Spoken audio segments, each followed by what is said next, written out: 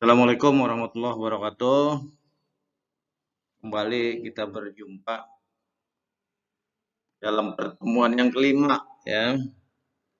Pertemuan yang kelima mata kuliah pengembangan sistem evaluasi untuk semester 6A, B, dan C.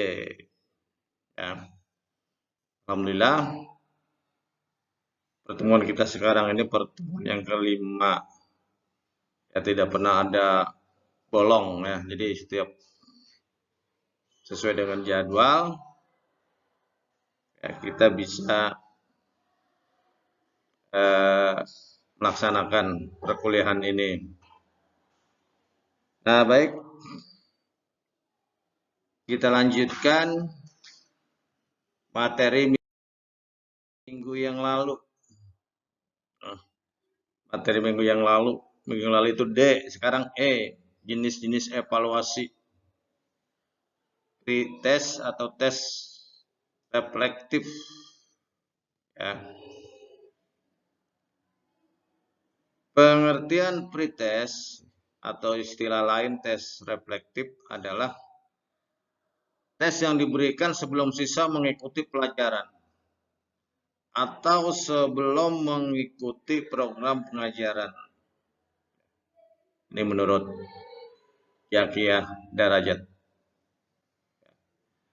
Jadi kita guru masuk ke kelas, kita mengabsen. Setelah itu,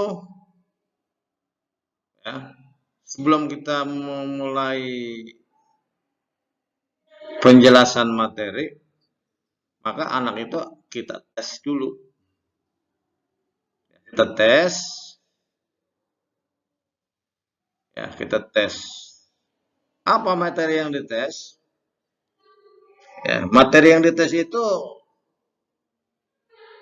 sesungguhnya idealnya adalah materi yang belum kita ajarkan atau materi yang akan kita ajarkan itu kita tes dulu untuk mengetahui sejauh mana kemampuan anak, persiapan anak untuk mengikuti perkuliahan ini, ya.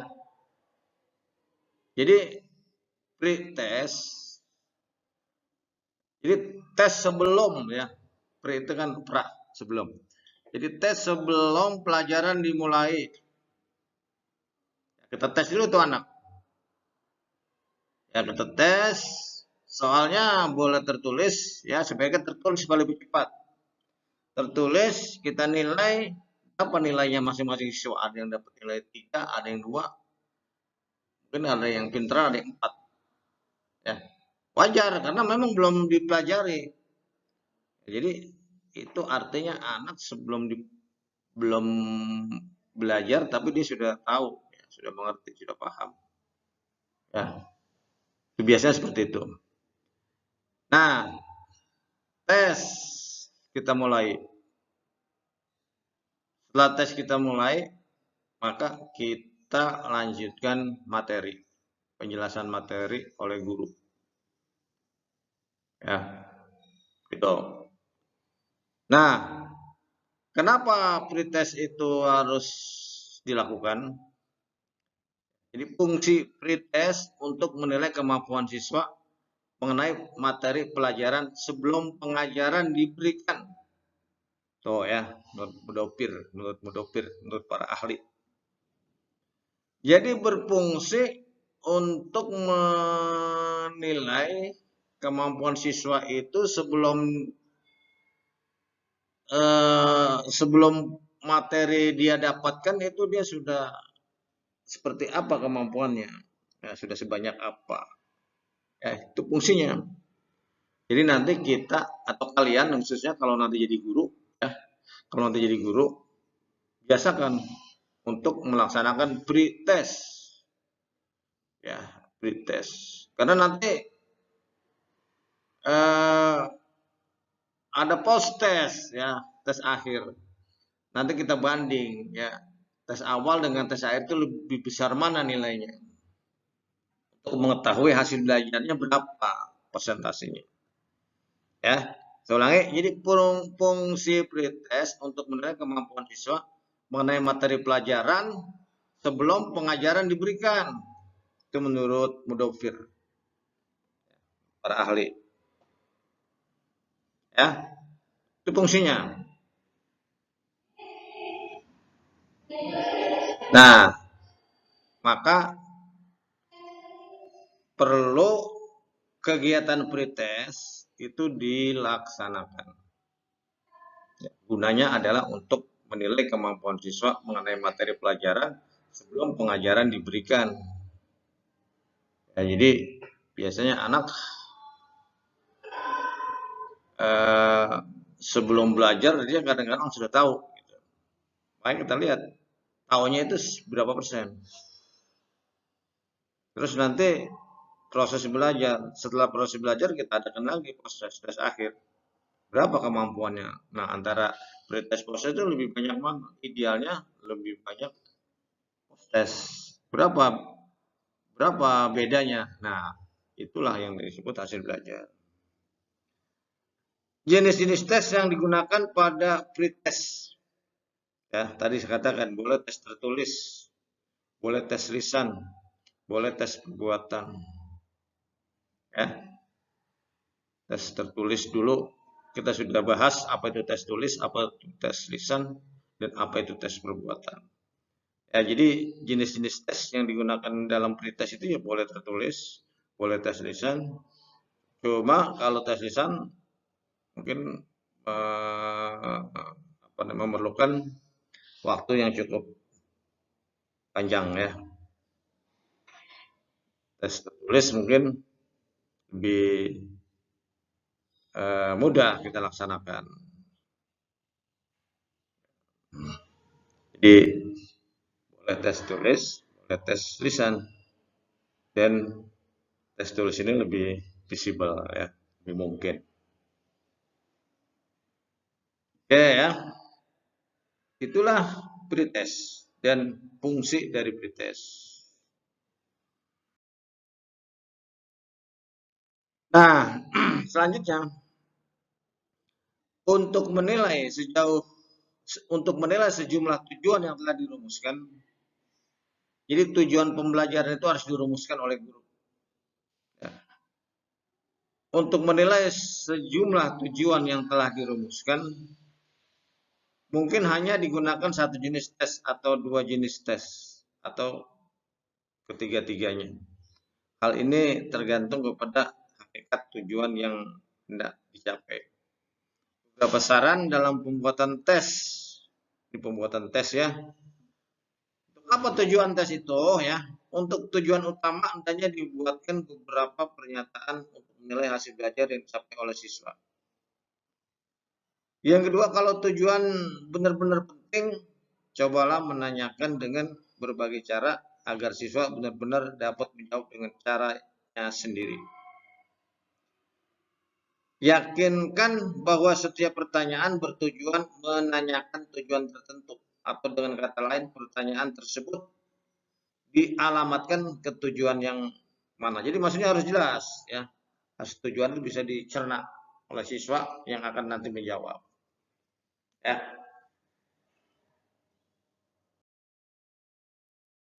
Nah, terus B, pergunakanlah pedoman cara-cara menanyakan atau membuat tes pada tujuan belajar kognitifkah, psikomotorikah, atau afektifkah. Seperti diterangkan di atas. Ya, jadi ada yang dinilai itu kan yang ditanya itu tentang kognitifnya, tentang pengetahuan psikomotoriknya, keterampilannya, dan afektif, sikap. Ya, itu kan hasil belajar itu. Jadi yang dinilai itu kan hasil belajar. Yang E, pertanyaan harus jelas dan mudah dimengerti oleh siswa sehingga siswa tidak salah tafsir. Nah, itulah pentingnya guru mampu membuat soal sedemikian rupa dan soal tersebut tidak terlalu berbelit-belit, ya, sulit ditafsirkan. Oleh sebab itu, agar soal itu lebih dapat dipahami oleh siswa, agar siswa dalam menjawab tidak mengalami kesulitan. Jadi pertanyaan harus jelas dan mudah dimengerti oleh siswa. Sehingga siswa tidak salah tafsir. Soal itu kan harus ditafsir dulu oleh anak untuk dia menjawab. Yang F, untuk mengetahui berapa persen tingkat keberhasilan belajar yang telah dicapai oleh siswa. Berapa persen tingkat keberhasilan belajar yang telah dicapai oleh siswa. Pergunakanlah pretest dan post test. Nah itu tadi saya katakan ya. Pretest tes awal, post test tes akhir. Tapi ingat, soal-soal yang ada pada pretest harus sama dengan soal-soal pada post test. Soalnya sama ya. Soalnya sama, soal pretest dengan soal post test itu sama. Yang pretest itu siswa menjawab sebelum dia belajar, dan yang post test dia menjawab soal setelah dia belajar. Tadi saya katakan ya, bedanya itu di mana? Bedanya berapa? Misalnya pretestnya nilainya tadi saya katakan 4, karena dia belum belajar wajar. Terus setelah dia belajar, dia mengikuti post test, hasilnya 8. Nah, berarti kan beda tuh 4. Ya, beda. Jadi hasilnya itu 4. Ya. Jadi yang perlu kalian ingat bahwa soal pretest dan post test itu idealnya sama. Karena kita untuk mengukur hasil belajar. Ya, mana hasilnya? Maksudnya itu antara perbandingan antar nilai pretest dan nilai post test. Berapa itu perbandingannya? Bedanya berapa? Nah, itulah hasilnya. Ya, jadi kalau misalnya saya ulangi, kalau pretest itu nilainya 4, kalau post test nilai 8, bedanya 4. Jadi hasil belajar itu 4.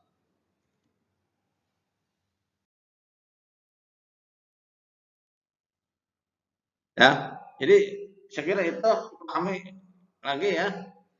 Nggak usah terlalu banyak. Ya, nggak usah terlalu banyak. Sekali lagi saya sampaikan, saya tegaskan bahwa pretest adalah tes awal, dilaksanakan sebelum pelajaran dimulai. Sedangkan post test adalah tes akhir setelah pelajaran dilaksanakan. Ya, setelah pelajaran dilaksanakan. Kemudian fungsi pretest ya, untuk mengetahui kemampuan siswa sebelum siswa itu belajar. Berarti kebalikannya, apa itu fungsi post test? Ya, fungsi post test itu juga adalah untuk mengetahui kemampuan siswa, untuk mengetahui hasil belajar siswa ya, setelah siswa itu belajar. Jadi itu ya. Maka kesimpulannya, guru wajib setiap kali memberikan pelajaran wajib melaksanakan pretest dan post test. Ya.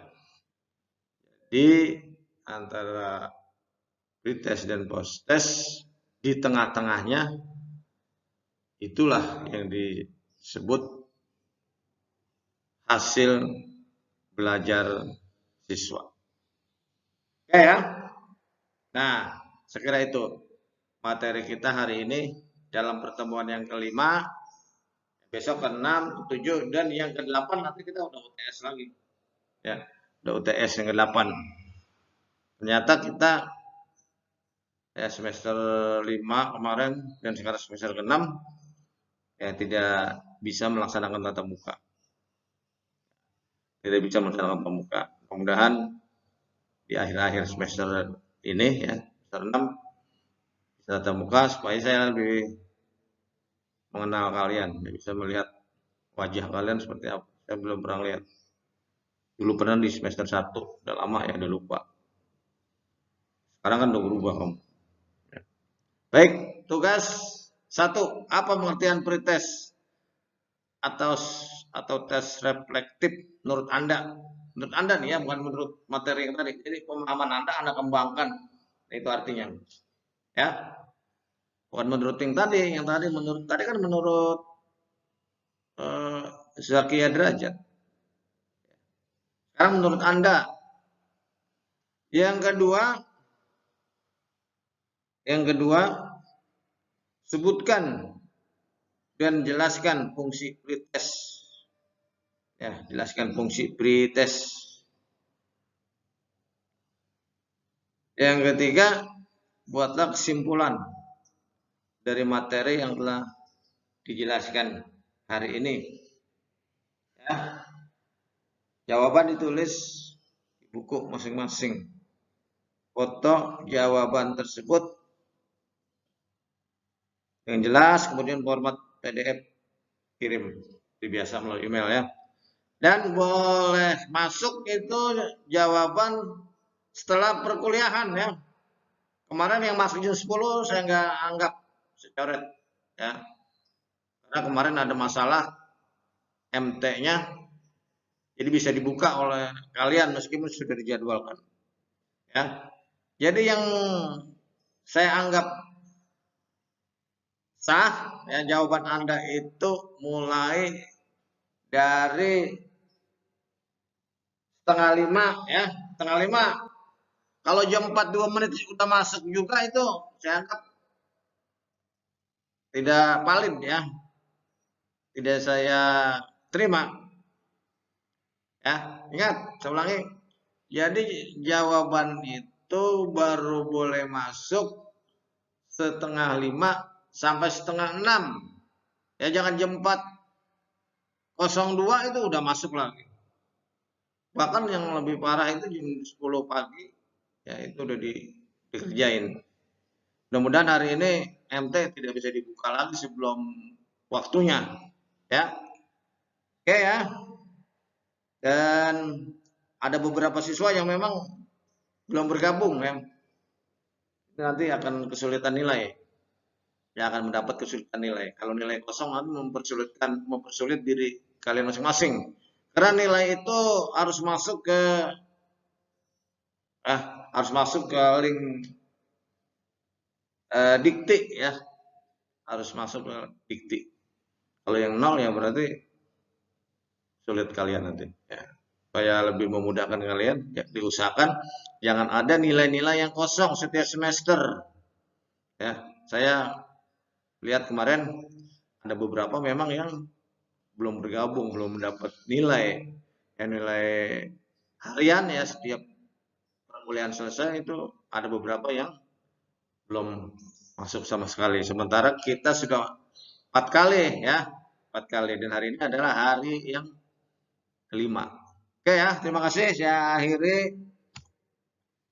Billahi taufiq wal hidayah. Assalamualaikum warahmatullahi wabarakatuh. Nice.